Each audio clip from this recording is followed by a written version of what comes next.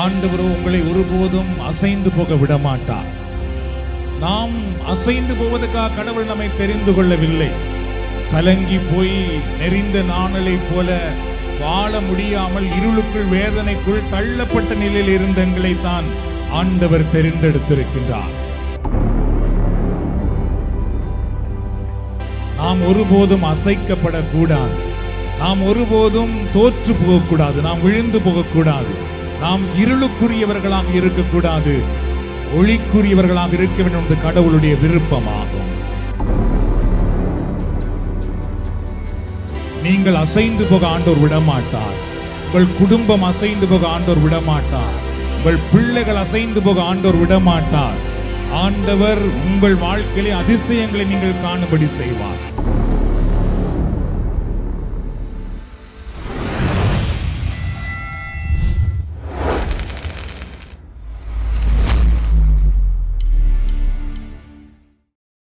தவக்காலங்களிலே நாங்கள் தவக்காலத்துக்குரிய தியானங்களை நாம் கேட்டுக்கொண்டிருக்கின்றோம். So tonight we are going to meditate on do not block your own miracle. உங்கள் சொந்த அற்புதத்தை நீங்களே தடுத்து விடாதீர்கள் என்ற தலைப்பில் தான் இன்றைக்கு நாம் கேட்கப் போகின்றோம். In the Holy Bible, we see many people who received miracles from Jesus Christ. ஆண்டவர் இயேசு கிறிஸ்துவிடத்திலிருந்து நிறைய மக்கள் அற்புதங்கள் பெற்றுக்கொண்டதை பரிசுத்த வேதாகமத்திலிருந்து நாம் அறிந்து கொள்ளுகின்றோம். But we also see people who missed them.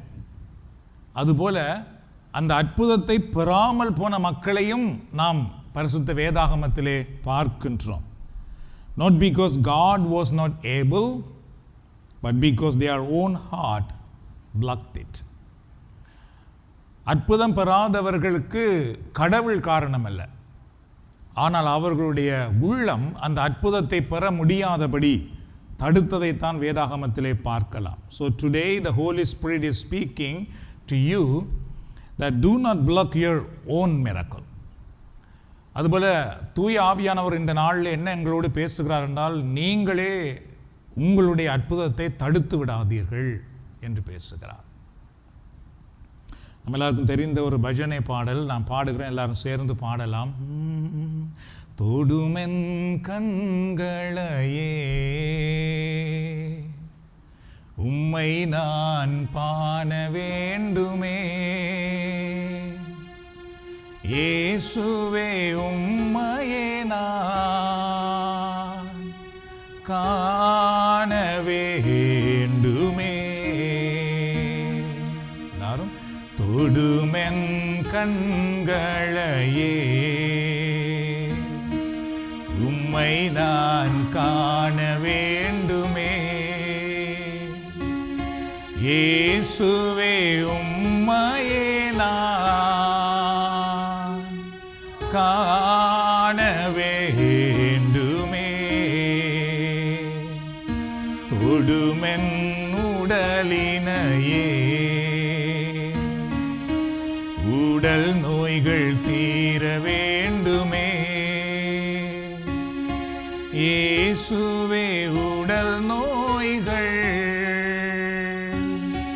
தீர வேண்டுமே.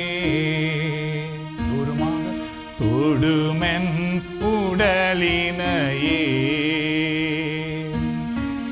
உடல் நோய்கள் தீர வேண்டுமே, இயேசுவே உடல் நோய்கள் தீர வேண்டுமே.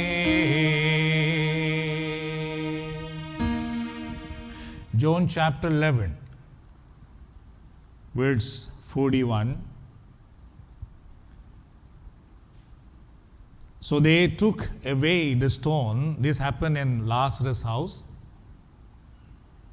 Then Jesus looked up and said, Father, I thank you that you have heard me.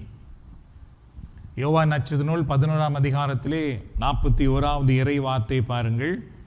இது லாசருடைய வீட்டில் நடந்தது. அப்பொழுது அவர்கள் கல்லை அகற்றினார்கள். இயேசு அன்னார்ந்து பார்த்து, தந்தையே, நீர் என் வேண்டுதலுக்கு செவி சாய்த்ததற்காக உமக்கு நன்றி கூறுகின்றேன் என்று சொல்லுகிறார். முதலில் அவர்கள் கல்லை அகற்றவில்லை, அது நாருமே என்று சொன்னார்கள். ஆனால் பின்பு அவர்கள் கல்லை அகற்றினார்கள். அதுதான் நாம் பார்க்கிறோம். லாசருடைய வீட்டிலே பின்பு அவர்கள் கல்லை அகற்றினார்கள். So before Jesus prayed, the stone had to be removed. அந்த வீட்டிலே வந்த இயேசு செபிப்பதற்கு முன்பதாக அந்த கல்லு கட்டாயமாக அகற்றப்பட வேண்டியதாக இருந்தது. Jesus did not pray first. இயேசு அந்த கல்லை அகற்றுவதற்கு முன்பு அவர் செபிக்கவில்லை. Jesus did not perform the miracle first. இயேசு அந்த கல்லை அகற்றும் வரைக்கும் அற்புதமும் அங்கு செய்யவில்லை.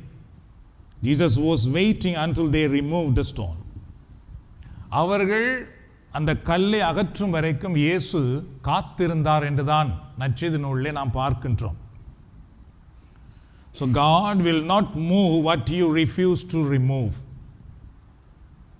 அதுபோல நானும் நீங்களும் அகற்ற மறுப்பதை தேவன் அகற்ற மாட்டார், இறைவன் அகற்ற மாட்டார். The stone was not Jesus' responsibility, it was theirs. They put it there. அந்த கல்லை அகற்றுவது இயேசுவினுடைய கடமை அல்ல, அது அவர்களுடைய கடமை. ஏனென்றால் அந்த கல்லை அவர்கள் தான் வைத்தார்கள். Many people today are praying, Lord bless me, Lord heal me. அதுபோல நிறைய மக்கள், ஆண்டவரே என்னை குணமாக்கும், என்னை ஆசீர்வதியும் என்று மன்றாடுகிறார்கள். Lord restore me, ஆண்டவரே என்னை நீர் புதுப்பியும், எனக்கு வேண்டியதை நீர் தாரும். But God is saying, remove the stone first. கடவுள் எங்களுக்கு என்ன சொல்லுகிறார் என்றால், முதலிலே நீங்கள் வைத்திருக்கிற கல்லை அகற்றுங்கள். The stone represent hidden sin. அந்த கல்லு மறைவான பாவத்தை நமக்கு காட்டுகிறது. Unforgiveness, மன்னிக்காத தன்மையை காட்டுகிறது. Disobedience, கீழ்ப்படியாத தன்மை. And spiritual laziness, செபிக்காத தன்மை. If you refuse to move what God told you to move, you block your own miracle. கடவுள் உங்களுக்கு எதெல்லாம் எடுத்து விடுங்கள் என்று சொல்லுகிறாரோ அதை நீங்கள் எடுத்து விடாமல் இருப்பீர்களாக இருந்தால், நீங்களே நாமே நம்முடைய சொந்த அற்புதத்தை தடுத்து நிறுத்துகிறோம். ஸோ இதிலே முக்கியமாக இன்றைக்கு நமக்கு தேவையாக இருக்கிறது, we have to remove the spiritual laziness. ஆன்மீக சோர்வை நாம் அகற்ற வேண்டும். ஸோ நன்றாக நாம் செபிக்க வேண்டும், நன்றாக இறைவார்த்தை வாசிக்க வேண்டும், இறைவனை நன்றாக துதிக்க வேண்டும். இதெல்லாம் நமக்கு கட்டாயமாக தேவை என்றால் அதுதான் நம்முடைய வாழ்க்கையிலே பெரிய அதிசயங்களை செய்யக்கூடியதாக இருக்கின்றது. So if you refuse to move what God told you to move, you block your own miracle. So கடவுள் சொல்லுவதை நாங்கள் எடுக்காமல் போனால் நாங்களே எங்களுடைய அற்புதத்துக்கு தடையாக இருக்கின்றோம். ஒரு பழைய பாடல், அந்த பாடலை நான் பாடுகிறேன், நீங்களும் இணைந்து பின்பு பாடலாம். நான் பாவி இயேசுவே, என் வாழ்வை மாற்றுமே. தூரமாக நான் பாவி இயேசுவே, என் வாழ்வை மாற்றுமே. இந்த பாடலில் கவனிக்க வேண்டியது நான் பாவி இயேசுவே அல்ல, என் வாழ்வை மாற்றுமே என்பதுதான். என்றால் நாம் எல்லாரும் பாவிகள் என்று நமக்கு தெரிகிறது, நாம் அதை உணர்கிறோம். ஆனால் என் வாழ்வு மாற்றப்பட வேண்டும் என்று நாம் விரும்புகிறோமா, அதுக்கு விட்டு கொடுக்கிறோமா என்பதுதான் நமக்கு இருக்கிற பெரிய தடையாகும். அதனாலே என் வாழ்வை ஆண்டவரை நீர் மாற்று, என் வாழ்வை நீர் மாற்று, அதுதான் எங்களுக்கு மிக தேவையான ஒன்று. மீண்டுமாகும், நான் பாவி இயேசுவே, என் வாழ்வை மாற்றுமே.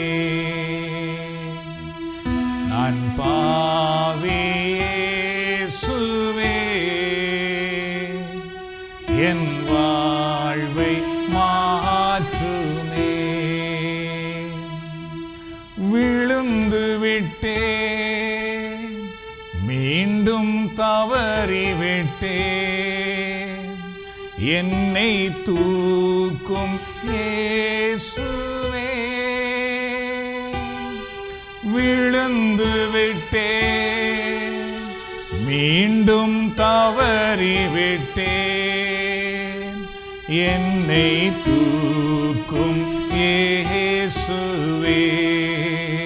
தூரமாக நான் பாவி இயேசுவே, என் வாழ்வை மாற்றுமே. மீண்டுமாக நான் பாவி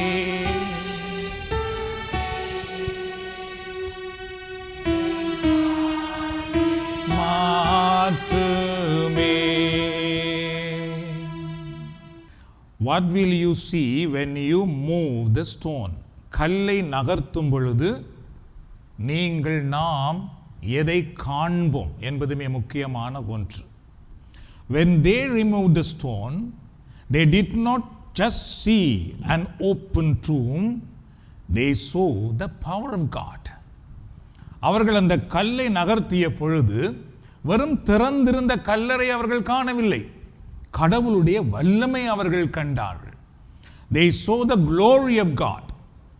அவர்கள் கடவுளுடைய மகிமை அந்த இடத்திலே வெளிப்பட்டதை அவர்கள் கண்டார்கள்.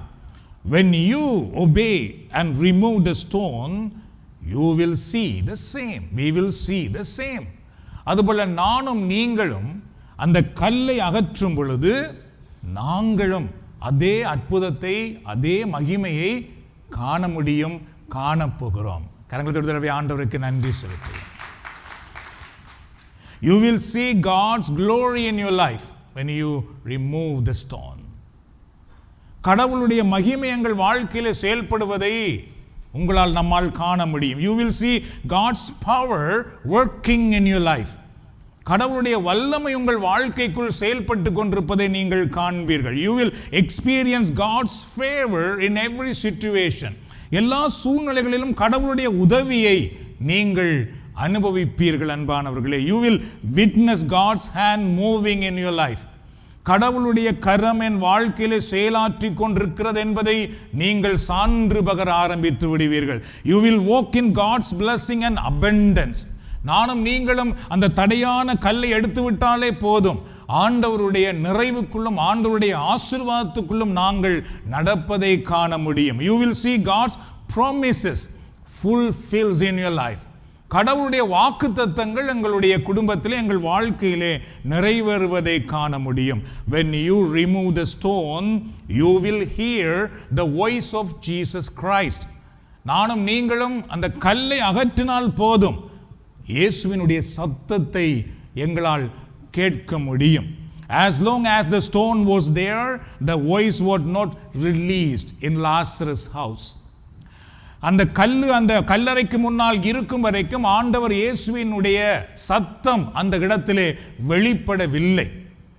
எப்பொழுது கல்லை நகர்த்தினார்களோ அப்பொழுதுதான் இயேசு பேச ஆரம்பிக்கிறார். When you remove the stone that blocks Jesus' voice from reaching you, என்னையும் உங்களையும் வருகிற அந்த ஆண்டவர் இயேசுவினுடைய சத்தத்தை தடுத்து கொண்டிருக்கிற தடை கற்களை நாம் அகற்றுவோமாக இருந்தால், you will begin to hear God speaking into your life. ஆண்டவர் எங்கள் வாழ்க்கையிலே பேசுவதை நாங்கள் கேட்க முடியும் அன்பானவர்களே. When God's words work in your life become a testimony instead of living in darkness.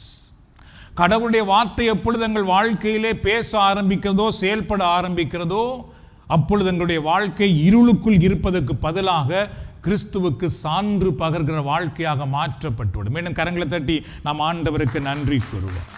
Your life become powerful and fruitful instead of emptiness. எங்களுடைய வாழ்க்கை ஒரு வெறுமையாக இருப்பதற்கு பதிலாக எங்கள் வாழ்க்கை கனி கொடுக்கின்ற நிறைவான ஒன்றாக மாற்றப்பட ஆரம்பித்து விடும். Your life become a living miracle instead of living in worries. நாங்கள் கவலைக்குள்ளேயே இருப்பதற்கு பதிலாக நாங்கள் அற்புதத்திலே வாழுகிற மக்களாக நாம் மாற்றப்பட்டு விடுவோம். எப்பொழுது ஆண்டவர் இயேசுவினுடைய வார்த்தைகள் எங்களுக்குள் வர ஆரம்பித்து விடுகிறது. When God's word working in your life becomes full of victory. கடவுளுடைய வார்த்தை நம்முடைய வாழ்க்கைக்குள் வரும்பொழுது எங்கள் வாழ்க்கை முழுவதுமாக வெற்றி அடைய ஆரம்பித்து விடுகின்றது. Your life become a reflection of His glory. ஆண்டவருடைய மகிமையை வெளிப்படுத்துகின்ற ஒரு வாழ்க்கையாக எங்கள் வாழ்க்கை மாற்றப்பட்டுவிடும். Because God's word has power to change your life. ஏனென்றால் கடவுளுடைய வார்த்தைக்கு அன்பானவர்களே எங்களை மாற்றக்கூடிய சக்தி உண்டு. அது கடவுளுடைய வார்த்தைக்கு தான் உண்டு. அந்த வார்த்தை நம்முடைய வாழ்க்கையை மாற்றும். God's word has power to heal your brokenness. எங்களுடைய உடைந்த நிலையை குணமாக்கக்கூடிய சக்தி இறைவனுடைய வார்த்தைக்கு உண்டு. அந்த வார்த்தையை பல முறை நாம் கேட்கிறோம், ஆனால் அது நம்மளுக்குள்ளே வர முடியாமல் இருக்கிறது, நம்முடைய குடும்பத்துக்குள் செயலாற்ற முடியாமல் இருக்கிறது. ஏனென்றால் அது செயலாற்ற முடியாதபடி சில கற்கள் அங்கே இருக்கலாம். அந்த கற்கள் இருக்கும் வரைக்கும் நம்முடைய வாழ்க்கைக்குள் அந்த இறை வார்த்தை செயல்பட முடியாது. God's word has power to bring life into dead situation. மரித்து போயிருக்கிற சூழ்நிலைகளிலே கூட உயிருள்ள நிலையை கொண்டு வரக்கூடிய சக்தி இறை வார்த்தைக்கு இருக்கின்றது. God's word has the power to break every chain. நம்முடைய வாழ்க்கையிலே நிறைய சங்கிலிகள் இருக்கிற அன்பானவர்களே, நிறைய பேருக்கு தெரிகிறது இல்லையா அந்த சங்கிலிகள்.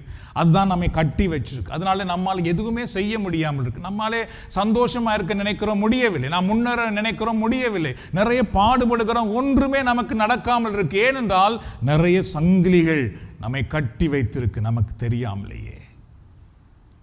அது உடைப்பது ஆண்டவர் இயேசுவினுடைய வார்த்தை மட்டும்தான்.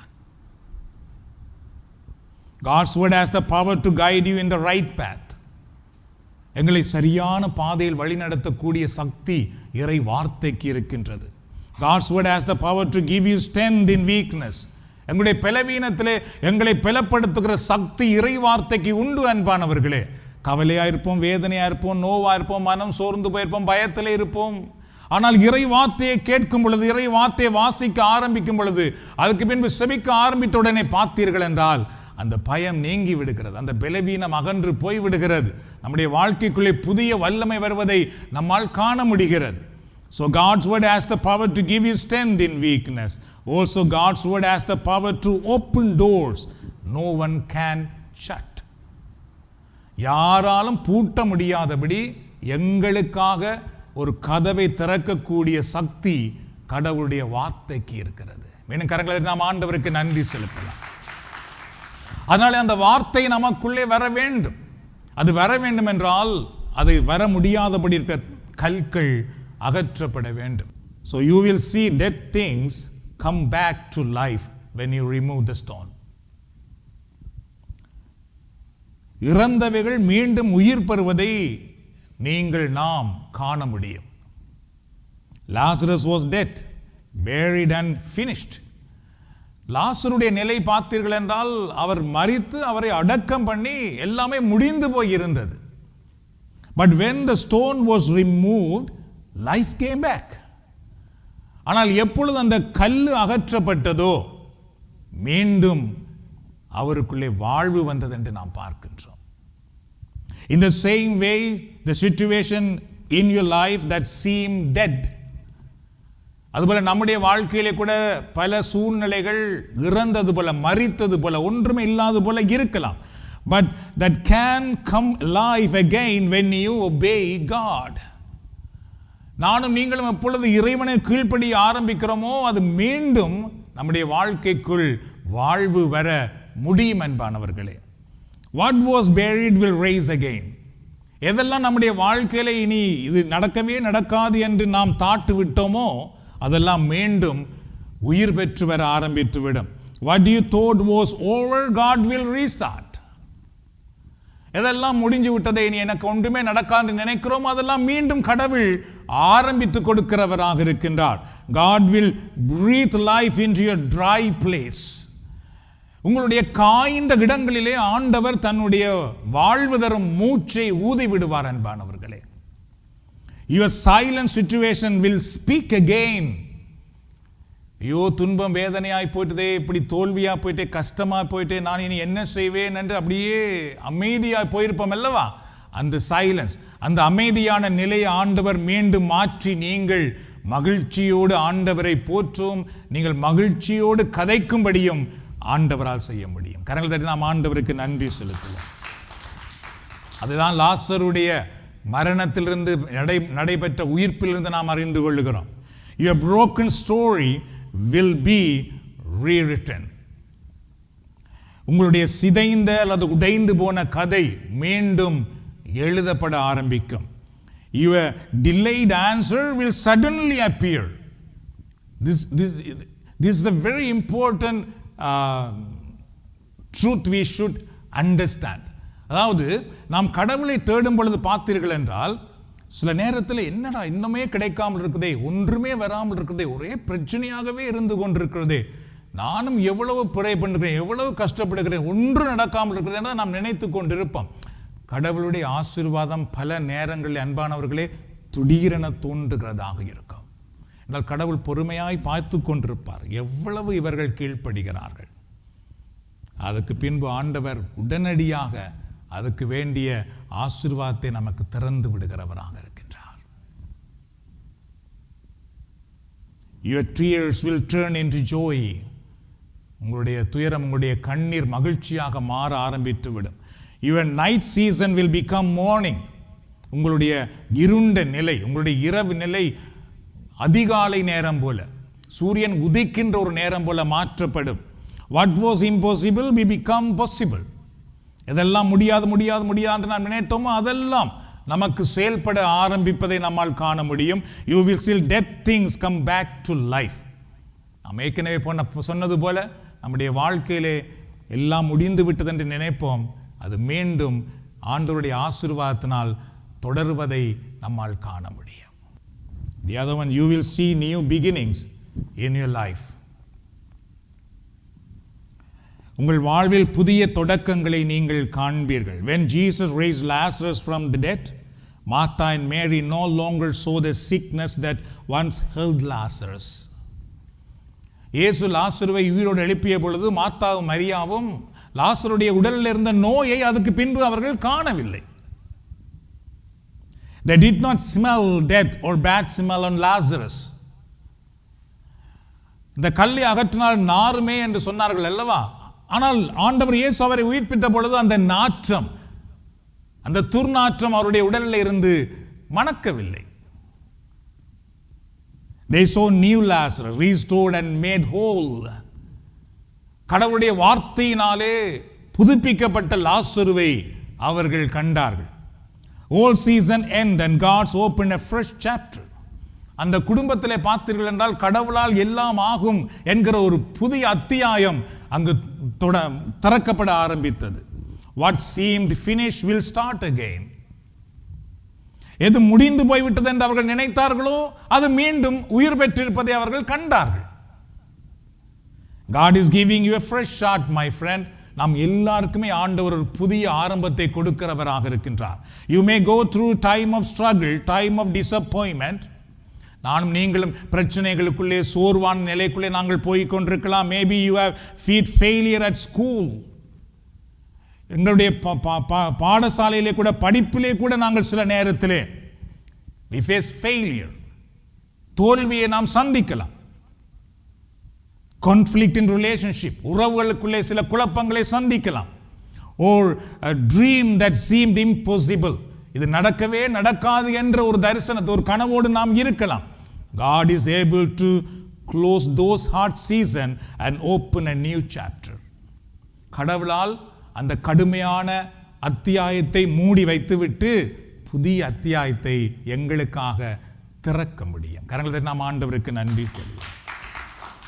Your yesterday's failure will become tomorrow's victories. எங்களுடைய நேற்றைய தோல்விகள் நாளைய வெற்றியாக ஆண்டவர் இயேசுவால் மாற்றித் தர முடியும். You will understand that God was ready all alone. This is also very important in the message. ஆண்டவர் ஆரம்பம் முதலே தயாராக இருந்தார் என்பதை நீங்கள் புரிந்து கொள்ள ஆரம்பிப்போம், நாங்கள் புரிந்து கொள்ள ஆரம்பிப்போம். என்றால் லாசருவை ஆண்டவர் உயிர்ப்பிப்பதற்கு முன்பே இயேசுவுக்கு தெரியும் அங்கு போய் என்ன நடக்க போகிறது என்று. அங்கு வந்த உடனே ஆண்டவர் அதை செய்கிறார். So Jesus did not struggle or delay once the stone was moved. அந்த கல் அகற்றின பின்பு ஆண்டவர் இயேசு அதுக்கு பிறகு 4 நாள் எடுக்கவில்லை. அதுக்கு பின்பு காலம் தாமதிக்கவும் இல்லை. கல்லை அகற்றின உடனே ஆண்டவர் செயல்பட ஆரம்பிக்கின்றார். This shows that God was not the problem, the stone was the problem. இது நமக்கு எதை காட்டுகிறால், கடவுள் பிரச்சனை அல்ல, இயேசு பிரச்சனை அல்ல, அவர்கள் வைத்த கல் தான் பிரச்சனையாக இருந்திருக்கின்றது. So today do not only ask God, where is my miracle? ஆகவே இன்றைக்கு ஆண்டவரே என்னுடைய அற்புதம் எங்கே என்று நாம் கேட்க வேண்டாம். Ask yourself, where is my stone? நாங்கள் ஆண்டவரிடத்திலே கேட்கணும், ஆண்டவரே என் வாழ்க்கையிலே இருக்கிற கல் எங்கே? என்ன கல் என் வாழ்க்கையில் இருக்கிறது? நீர் செயல்பட முடியாதபடி என் வாழ்க்கையில் இருக்கிற கல் என்ன ஆண்டவரே? அதுதான் நாம் ஆண்டவரிடத்திலே கேட்க வேண்டும். அதை அடையாளம் கண்டு அதை நாம் அகற்ற ஆரம்பித்தாலே போதும் அன்பானவர்களே, கடவுளுடைய மகிமையை வல்லமையை நாம் காண முடியும். When you move the stone, you will see God's glory. கடவுளுடைய மகிமையை காண்போம். You will hear God's voice. கடவுளுடைய சத்தம் எங்கள் காதுகளிலே கேட்கிறதை நாம் அனுபவிப்போம். You will experience God's power and walk in victory. கடவுளுடைய வல்லமையை அனுபவித்து வெற்றி பாதையில் நாம் நடக்க ஆரம்பித்து விடும். So remove the stone and you will see the miracle. நாம் கல்லை அகற்றுவோம், அற்புதத்தை காண முடியும். ஏனென்றால் சில கற்கள் நாம் தான் கொண்டு வந்து வைத்தது, வேறு யாரும் எங்களிடத்திலே கொண்டு வந்து வைக்கவே இல்லை. நம்முடைய வீட்டுக்குள்ளே யாரும் கொண்டு வந்து வைக்கவில்லை, நம்முடைய எல்லா வாழ்க்கைக்குள்ளே யாரும் கொண்டு வந்து வைக்கவில்லை, நாங்களாகவே கொண்டு வந்து வைத்த கல். ஸோ அதை ஆண்டவர் சொல்றார், நீ எடு முதல், அதை நாம் எடுத்தாலே போதும், ஆண்டவருடைய மகிமையான அற்புதத்தை காண முடியும். God bless you and your family. ஆண்டவர் உங்களையும் உங்கள் குடும்பத்தையும் ஆசீர்வதிப்பாராக. நாம் எழுந்து நின்று ஆண்டவருடைய கரங்களை அர்ப்பணித்து ஜெபிக்கலாம். ஓ பரிசுத்த ஆவியே, என் ஆன்மாவின் ஆன்மாவே, உம்மை ஆராதனை செய்கிறேன் இறைவா, ஆராதனை செய்கிறேன். என்னை ஒளிரச் செய்து வழிகாட்டும் புது வலுவூட்டி என்னை தேற்றும். என்னை ஒளிரச் செய்து வழிகாட்டும் புது வலுவூட்டி என்னை தேற்றும். கடமை என்னவென்று காட்டும், அதை கருத்தாய் புரிந்திட தூண்டும். என் கடமை என்னவென்று காட்டும், அதை கருத்தாய் புரிந்திட தூண்டும். என்ன நேர்ந்தாலும் நன்றி துதி கூறி பணிவேன் என் இறைவா, உந்தன் திருவுள்ளப்படி என்னை நடத்தும். ஓ பரிசுத்த ஆவியே, என் ஆன்மாவின் ஆன்மாவே, உம்மை ஆராதனை செய்கிறேன் இறைவா, ஆராதனை செய்கிறேன். மீண்டுமாக ஓ பரிசுத்த Thank you Lord. உம்மை ஆராதிக்கிறோம், உம்மை நாங்கள் நோக்கி ஆராதனை இறைவா, ஆராதனை செய்கிறேன். என்னை ஒளிரச் செய்து வழிகாட்டும் புது வலுவூட்டி என்னை தேற்றும். என்னை ஒளிரச் செய்து வழிகாட்டும், yes Lord, வலுவூட்டி என்னை தேற்றும். என் கடமை என்னவென்று காட்டும், அதை கரித்தாய் புரிந்திட தூண்டும். என் கடமை என்னவென்று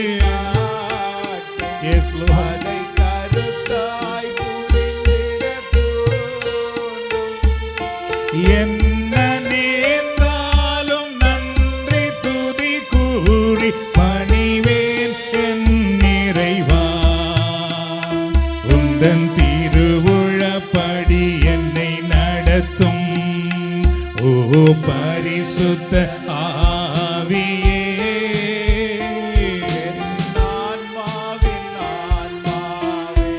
ஆண்டவரே நோக்கி பார்ப்போம்.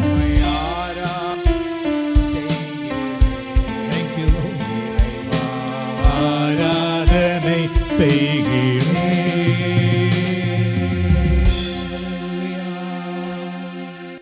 ஆண்டவரே இயேசுவே, லாசருவை கல்லறை அடைத்து வைத்திருக்க நீர் விடவில்லை, உடைய வார்த்தையினால் அவரை வெளியே கொண்டு வந்தீரே.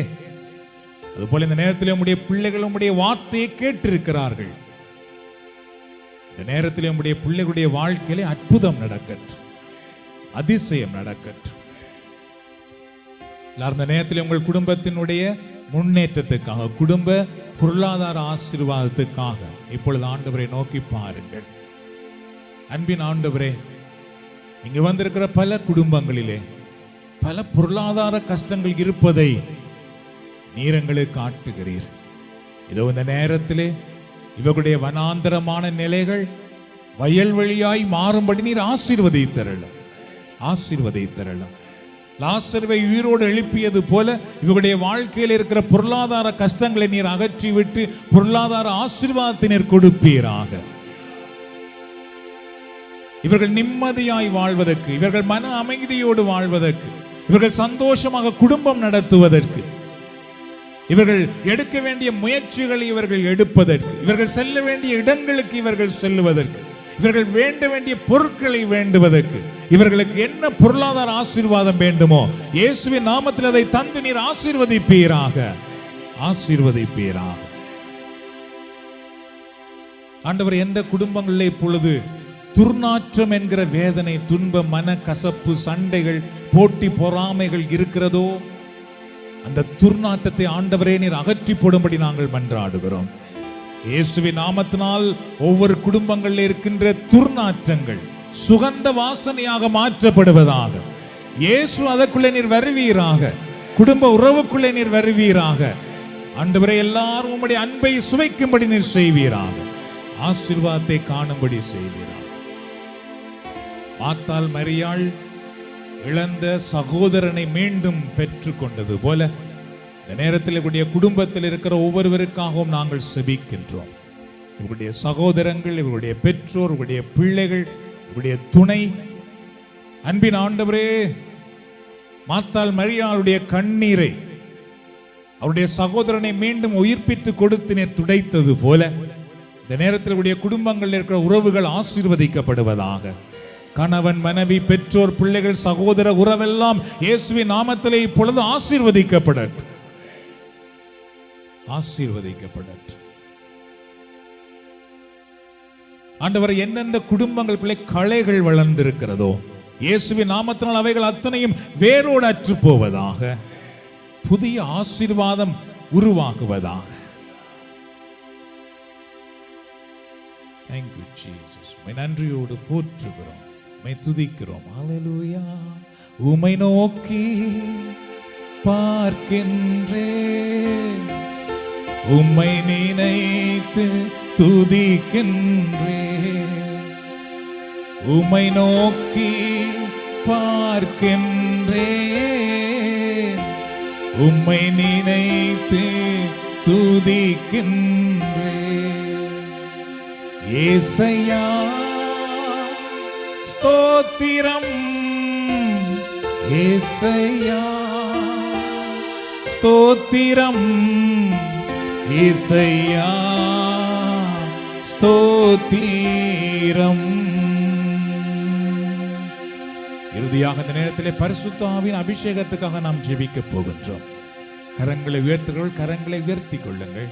மற்றவர்கள் உங்கள் கரங்களை குவித்துக் கொள்ளலாம் அல்லது மார்போடு உங்கள் கரங்களை வைத்துக் கொள்ளலாம். பரிசுத்த ஆவியானவருடைய அபிஷேகத்துக்காக இந்த நேரத்தில் உங்களுடைய உடலை விட்டு கொடுங்கள், உங்கள் மனதை விட்டு கொடுங்கள். எந்த இதை பற்றியும் இப்பொழுது சிந்திக்க வேண்டாம். பரிசுத்த ஆவியானவர், நீர் எனக்கு வேண்டும், அவ்வளவு மட்டும் போதும். தூய ஆவியானவர் உங்களுக்குள்ளே வந்து அவர் உங்களை புது படைப்பாக மாற்றுவார். பரிசுத்த ஆவியானவரே, இதோ இந்த நேரத்தில் உம்மை நோக்கி பார்த்து கொண்டிருக்கிற ஒவ்வொருவருக்குள்ளும் உடைய பிரசன்னத்தை அனுப்புவீராக.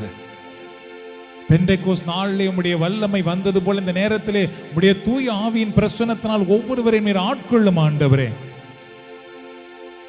இந்த தபசு நாட்களிலே உம்முடைய பிள்ளைகளுடைய வாழ்க்கையிலே உம்முடைய மகிமை இவர்கள் காணும்படி பரிசுத்த ஆவியினால் இவர்களை ஆட்கொள்ளுவீராக. தூய ஆவியானவரே, நீர் வறண்ட நிலையை மாற்றுகிற கடவுள். தூய ஆவியானவரே, எங்களை நீர் புதுப்படைப்பாக மாற்றுகிறவர், புதிய வாழ்க்கை எங்களுக்கு கொடுக்கிறவர். உம்முடைய தூய ஆவியின் பிரசன்னம் ஒவ்வொருவரை நிரப்புவதாக. இவருடைய கண்கள் திறக்கப்படட்டும், ஆன்மீக கண்கள் திறக்கப்படட்டும். இவருடைய காதுகள் ஆண்டவர் இயேசுவின் சத்தத்தை கேட்பதற்காக திறக்கப்படட்டும். இவர்களை கட்டி வைத்திருக்கிற எல்லா விதமான தீய கட்டுக்களும் பரிசுத்த ஆவியின் வல்லமையினால் கட்டவிழ்க்கப்படுவதாக. கடினமாயிருக்கிற உள்ளங்கள் எல்லாம் இப்பொழுது சதையான உள்ளமாய் மாற்றப்படுவதாக. ஆண்டவர் இயேசுவின் குரலை, ஆண்டவர் இயேசுவின் பாதையிலே, ஆண்டவர் இயேசுவின் விருப்பத்திலே வர முடியாதபடி தடுத்து வைத்திருக்கிற ஒவ்வொரு கற்களையும் பரிசுத்த ஆவியானவரே, நீர் தாமே அகற்றுவதற்கான பலனை உம்முடைய பிள்ளைகளுக்கு இப்பொழுது கொடுப்பீராக. நீர் அதை செய்வதற்காக நன்றி கூறுகிறோம். எல்லாரும் நன்றி செலுத்துவோம் ஆண்டவருக்கு. நன்றி ஆண்டவரே, எங்கள் மன்றாட்டை நீர் கேட்கிறீர். தூய ஆவியானவரே, எங்களை நீர் நிரப்புகிறீர், எங்களை அபிஷேகம் பண்ணுகிறீர். தூய ஆவியானவரே, எங்களை நீர் பலப்படுத்துகிறீர். உமக்கு நன்றி கூறுகிறோம், நன்றி செலுத்துகிறோம். அல்லேலூயா. நன்றி செலுத்துகிறோம் ஐயா, நன்றி செலுத்துகிறோம். நல்லவரே, அன்புள்ளவரே, நன்றி செலுத்துகிறோம். நன்றி செலுத்துகிறோம் ஐயா, நன்றி செலுத்துகிறோம். நல்லவரே, அன்புள்ளவரே, நன்றி செலுத்துகிறோம். விடுதலை தருபவரே, நாங்கள் நன்றி செலுத்துகிறோம். நல்லவரே, அன்புள்ளவரே, நன்றி செலுத்துகிறோம். எல்லோருமாக விடுதலை தருபவரே, நாங்கள் நன்றி செலுத்துகிறோம். ஒவ்வொருவருக்கும் விடுதலை கிடைக்கட்டும் ஆண்டவரே, ஒவ்வொருவருக்கும் விடுதலை கிடைக்கட்டும்.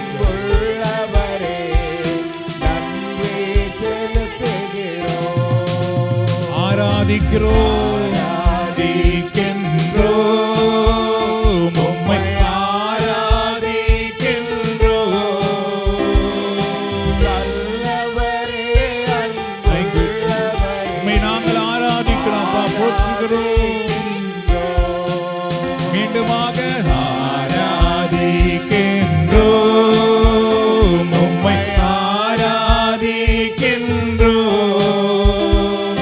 நல்லவரே, அன்புள்ளவரே, ஆராதிக்கின்றோம்.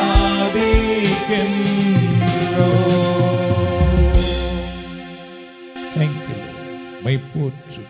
இறுதி ஆசீர்வாதத்துக்காக சுரம் தாழ்த்தலாம்.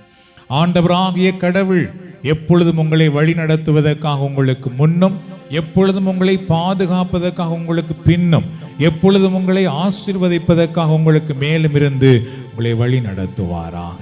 ஆண்டவராக இயேசு கிறிஸ்துவின் அருளும் கடவுளின் அன்பும் பரிசுத்த ஆவியின் ஐக்கியமும் நம் அனைவரோடும் நம்முடைய குடும்பத்திலும் எப்பொழுதும் இருப்பதாக. பிதா சுதன் பரிசுத்த ஆவியின் பேராலே ஆண்டவர் விட்டு சென்ற சமாதானத்தை ஒருவரோடு பகிர்ந்து கொள்ளுவோம்.